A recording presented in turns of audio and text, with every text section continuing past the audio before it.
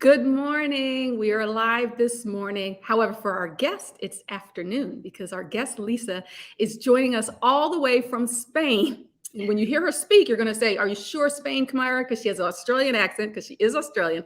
But I guarantee you she's in Spain right now, right? Yes, that's right. Thank you for having me, Kamara. You're welcome. Thank you for joining us. You know what the topic is today. Lisa and I know, we were just talking about it. But do you guys know, do you feel as if you put everybody else first and you don't have time to do the things that people tell you to do, to go to a spa, to take a staycation, to do some yoga, all those wonderful things, maybe have a vacation, but you don't have time or resources for that, but you still need some self-care? Do you feel burned out and in need of self-care?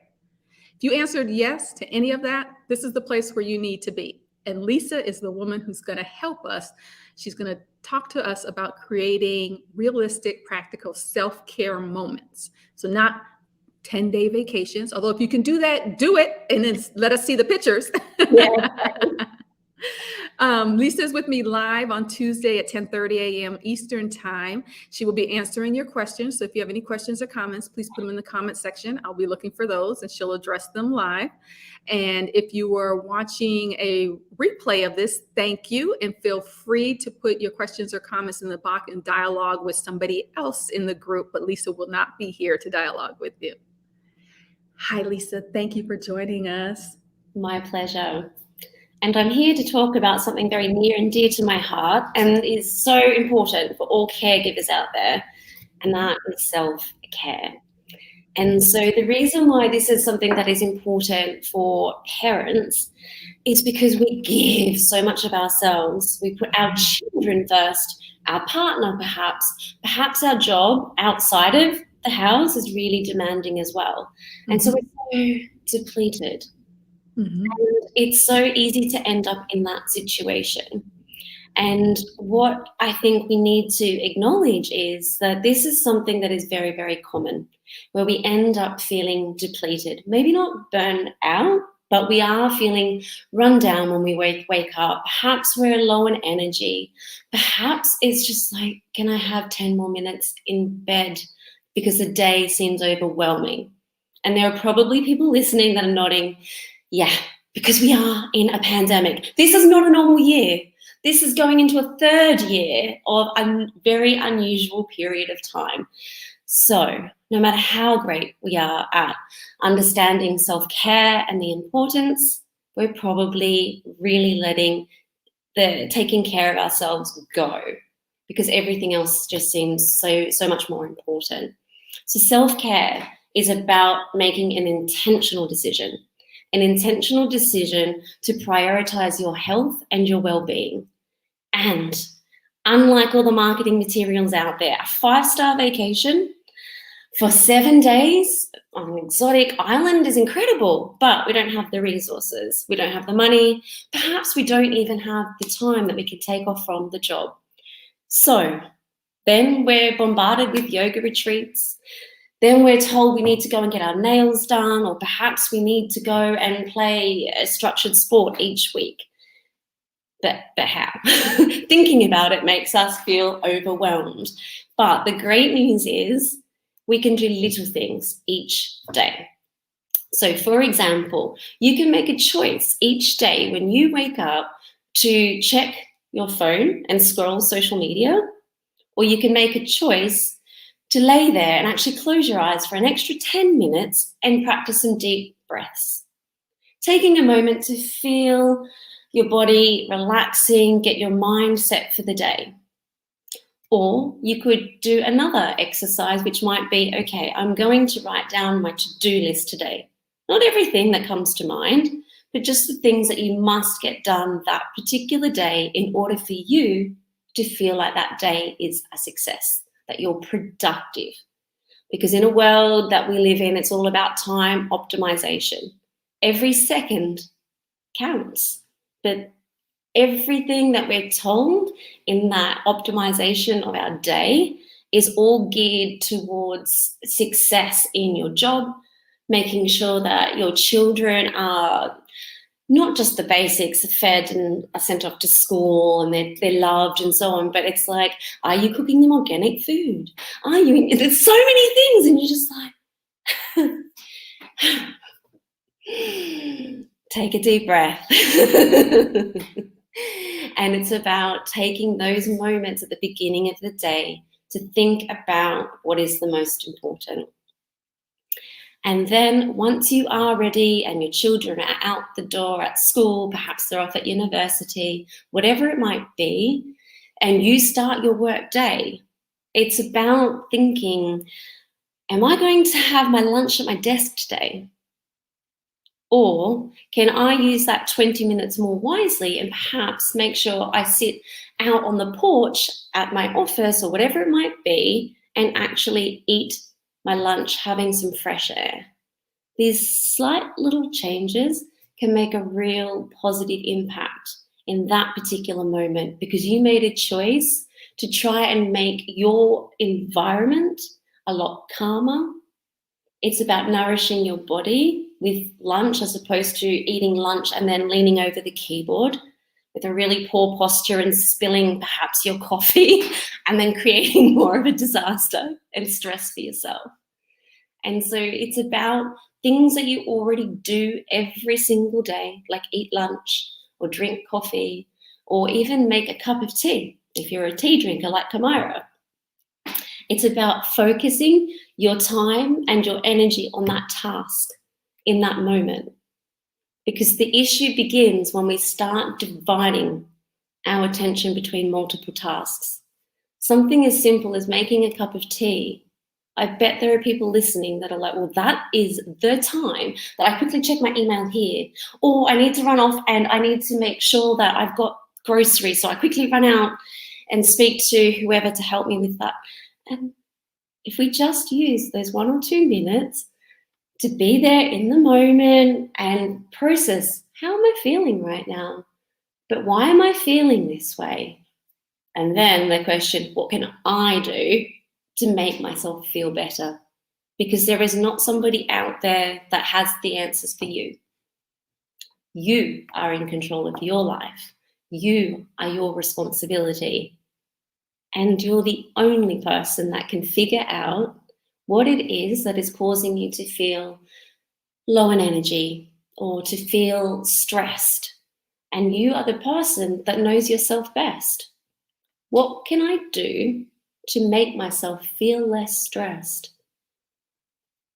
And so it's about taking those moments of 2 minutes or 5 minutes in regular tasks that you do throughout the day to just do that one thing and to focus on you. And it's not selfish, because if you don't take care of yourself, how are you able to take care of your children to the best of your ability? Or perhaps you're somebody who's caring for your aging parents as well. Perhaps you're in a caregiving role, like a teacher or a nurse, and all you're doing is give, give, give. And if you're not taking a moment for yourself, you're depleted. And that is not helpful for anybody. I love what you just said, because I know that a lot of people probably thought, as I thought, that we were going to come into this discussion and you're going to give us a list of things to do, just ideas of how we can practice self-care. But instead, you gave us wisdom. Be intentional about it. It's about making a choice. And it's really about the choice. It's not about which activity you pick on the list, but that you make the choice for yourself, and that you focus when you've made the choice and you've settled into something. Just focus in on that moment, even if it's just a minute or two over your tea or coffee, and don't multitask, which is really hard. Yes. Really hard. And ask yourself, what can I do for me? Because you're always asking yourself what you can do for someone. So what do everybody else in my life need? I want to remind people that if you have a question or comment, go ahead and put it in the comment section. And I want to ask Lisa, so you've given us some good advice. We're making choices for ourselves. Yes. What do we do about those interrupters? Because there are always interrupters when we're doing this. We have the best intention, and we're sitting there, and we've isolated ourselves on the porch with our tea or coffee, and we know we're only doing, we even have a clock set. We're only doing this for 7 minutes, right? 3 minutes in, we're not alone. What do we do? Well, that is going to depend on your job and the stresses that are in your life in that particular moment. However, one thing you can do is evaluate the person that's entered, and if it is a work question that's not important, why don't you just say, I am taking these few moments for myself. I really want to hear what you have to say, but can you just hold on to that? And when I come in and I'm ready, I will see you at your desk and we can talk about this further. So one thing with self-care, sometimes it is actually saying no. It's a pause, and there is nothing wrong with justifying to that particular person, I just need these 5 minutes to myself.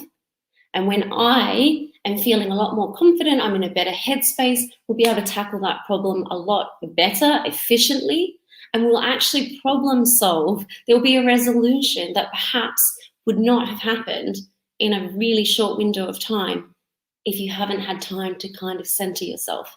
Because our minds are so good.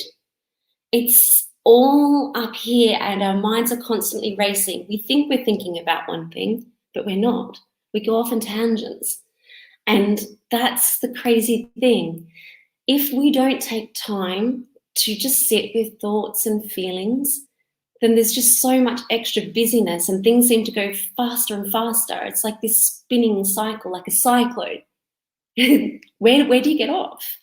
And so taking those few moments really can save you a lot of time, because you have a chance to come from a place of responding to a person as opposed to reacting to a person.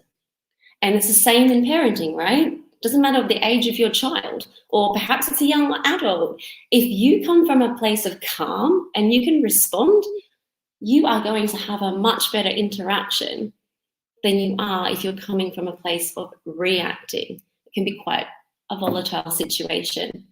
And we need to acknowledge that we are living in a time where we have these extra stresses that we didn't have 3 years ago. And so we really need to make sure we're taking care and checking in with ourselves. And so another thing that you could do in that particular situation is when you go home that afternoon, perhaps pencil in 5 minutes for journaling and talk about that scenario. Write it down. Did you think you handled it to the best of your ability? Do you think that person gave you a funny look and understood or misunderstood? And how can you use that strategy of saying no to that person, pausing, taking the time for yourself, and using it in a better way in the future? It's all about self-reflection, because what works for one person in one company, or if you're a self-employed person, is not always going to work because it's not necessarily your personality type. So it's showing yourself self-compassion, self-reflection, and just understanding the people that are in your environment around you. Excuse me. I love the idea of journaling, and we hear that a lot, but you really broke it down. Journal about a situation that happened, maybe when you had an interrupter, and how do you feel about how you responded? Not just journaling, this is what happened today, or so-and-so is really annoying, but about how do I feel about how I behaved in this situation, and how would I change it the next time? Maybe even practice. That's wonderful. Do you have any more tips like that for us? For, to take self-care moments. It doesn't have to be necessarily reflecting, self-reflection.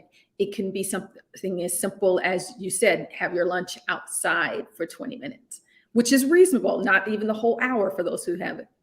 No, I have a lot, but one thing I want to stress, because a lot of the people who are tuning in will be parents. And one thing that is not commonly known or perhaps talked about is the fact that parents can practice self-care with their children present.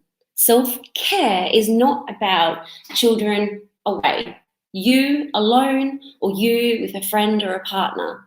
Self-care can be looking after yourself when you have a young child, a teenager, or a young adult around. So what would that look like? With a young child, for example, if you are somebody who needs to practice some mindfulness, You might get a printout of a mandala coloring page online. They're very intricate, and that can just focus your attention on some coloring in that moment. Why can't your child, as young as 2 or even younger, actually 18 months, they pick up a pencil, be coloring away in a book or scribbling away in a book? So you can have those moments of quiet, but your child will be doing that, not necessarily beside you, perhaps in the same room or in a room nearby. What could that look like for a teenager? That could look like you saying to them, I need to read part of this book. I need to calm my mind and myself for the next 10 minutes. Can you please not interrupt me? Or why don't you read some of your book at the moment? We can snuggle in bed or on the sofa side by side and take that time together.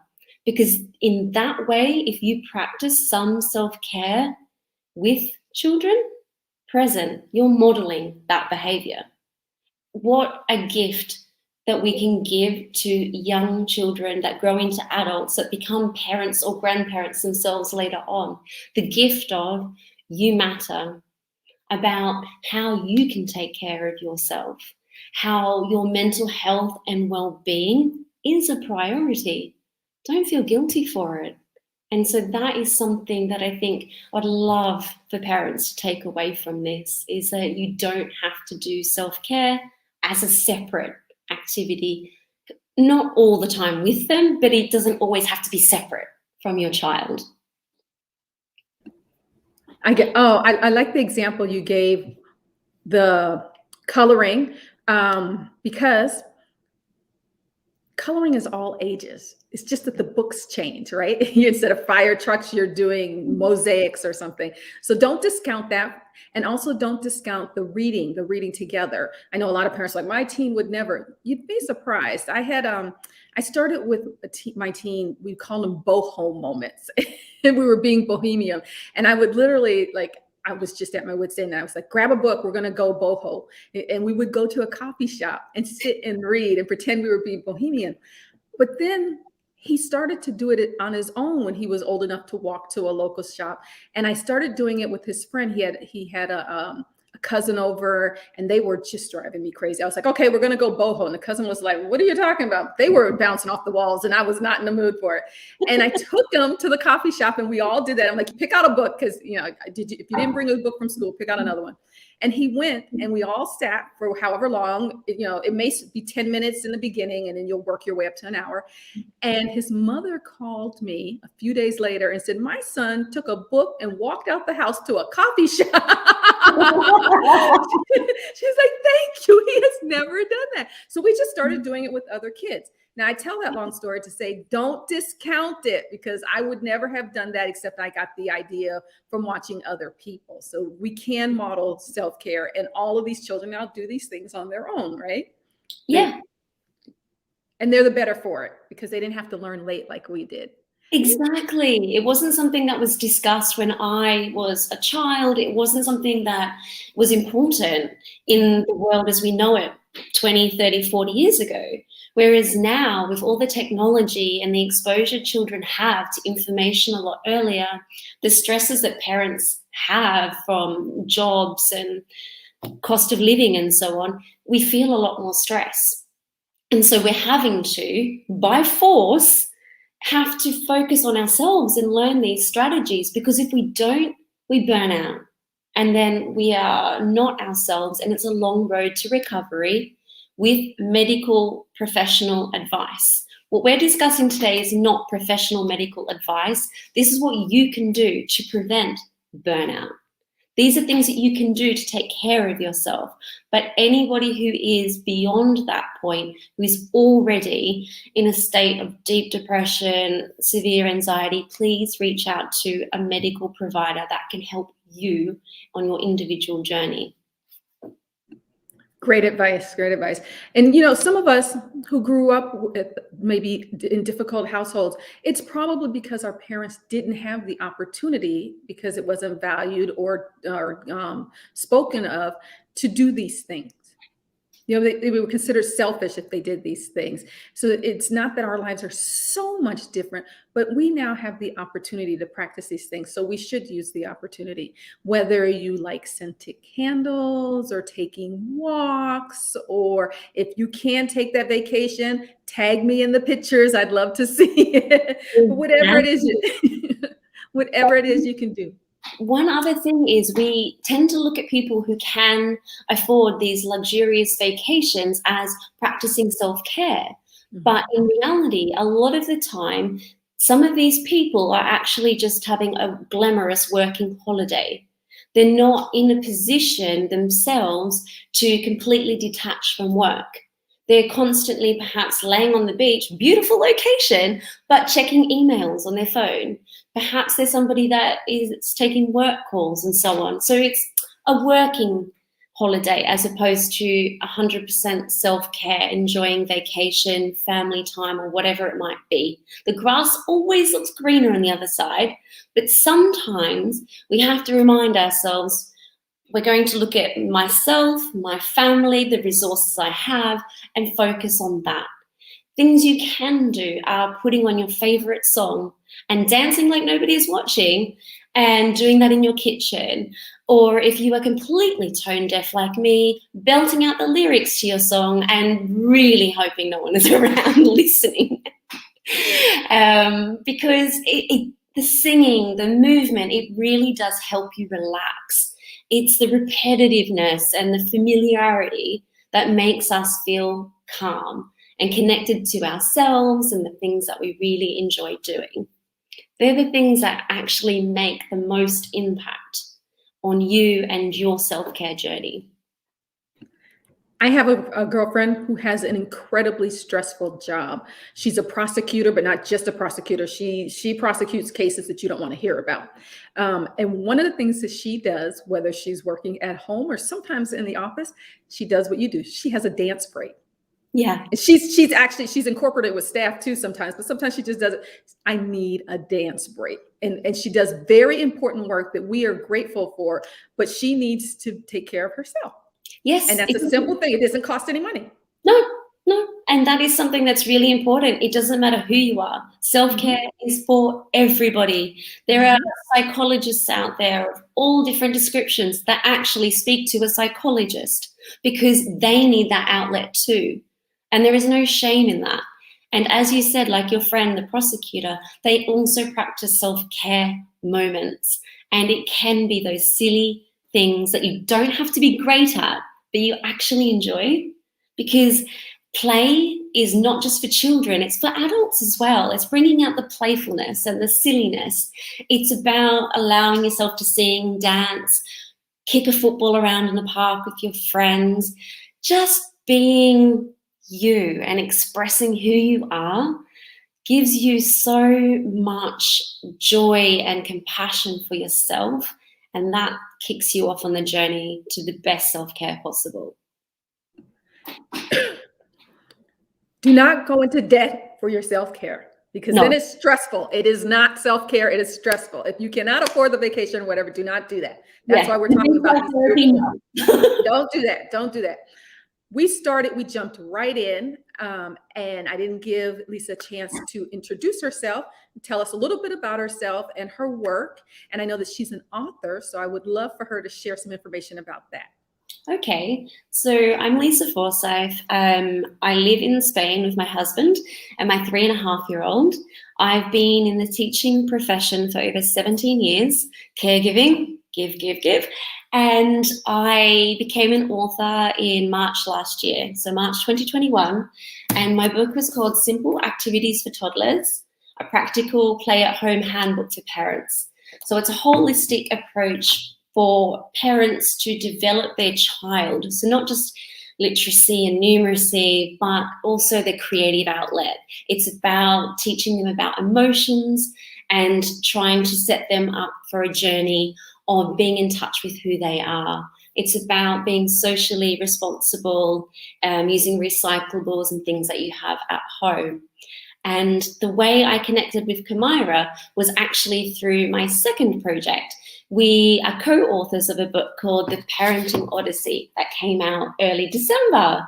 And so in this, I actually talk about creating my first book and how that led to my burnout in a pandemic and how I have come to recover and be more of an advocate for other parents, trying to help them avoid burnout. Don't go there. Don't make the mistakes I did. I love that. Learn from my mistakes. We have a comment from Dee. Dee says, have a blessed day, everyone. Thank you. That's lovely. Thank you, Dee. We are at the end of our time. Before we go, I want you to think about if there's only one thing that somebody remembers from our conversation, what it should be. And while you're thinking about that, I'm going to, I did a little research and I broke down types of self-care into 3 categories. We're going to have them in the comment section, but just to help people think about it, because sometimes it's a lot coming to us. You can use self-care is to reduce stress and chaos in your life. So that could be through exercising, good nutrition, cleaning. Cleaning is actually self-care for some people. For some people, it's stressful. For others, it's self-care. Making your medical appointments and going to them, having a budget, all of that reduces stress in your life. The number 2 is you can use self-care to clear your mind. So stillness, which we talked about, therapy, setting boundaries, releasing secrets. Secrets are very stressful. And stop the self-criticism. Yes. Take it. And the third final one is the one that's probably the most popular that we hear about is rewarding yourself with vacations or shopping or cultural outings or the dance break. The dance break is great. I have a comment. We're going to put this up. It says, Christina says, thank you, Kamira and Lisa. This was a great reminder. Your teen is one of my intentional choices for my own self-care. By the way, Kamira, I love your necklace. Thank you, Christina. 2 positive comments on the necklace in 30 minutes. That's more than the necklace. We're laughing because Lisa complimented the necklace too. Thank you both. And I told her this is an example of one time I was at a festival or something, and I pointed to it and I told my sons, that's a good thing for you to get me for the next coming Mother's Day. And look, they listen. Sometimes you have to lead them. You do. So what is your one takeaway? So it is self-care is putting intention behind things that you are already doing each day. So not dividing your attention. And one tip I would like to leave people with when it comes to self-criticism, as you were just mentioning, is if you wouldn't say it to a friend, don't say it to yourself. I love that. I love that because we are very hard on ourselves. We really are. Yeah. And we're doing a lot. So give yourself a break. You're doing a lot and you're doing the best you can. Because if you're watching us now, that means you're the type of person who's doing the best you can. You're seeking information. Yeah. Thank you, Lisa, for joining us today. It's almost dinner time for her. She's on the other side of her day. So thank you for taking the time. I want to remind our audience, tomorrow is Coffee with Jen and Sharon, where they pick a topic, a parenting topic, and they dish it out over coffee. You should join them, have your own drink. It will be the same time, same place, so 10:30 a.m. Eastern time at the Your Teen for Parents Facebook page, YouTube channel, or Twitter account. We are live on all 3. And if you can't catch it live, you can always catch the recording. Thank you very much for joining us. Thank you. You're welcome.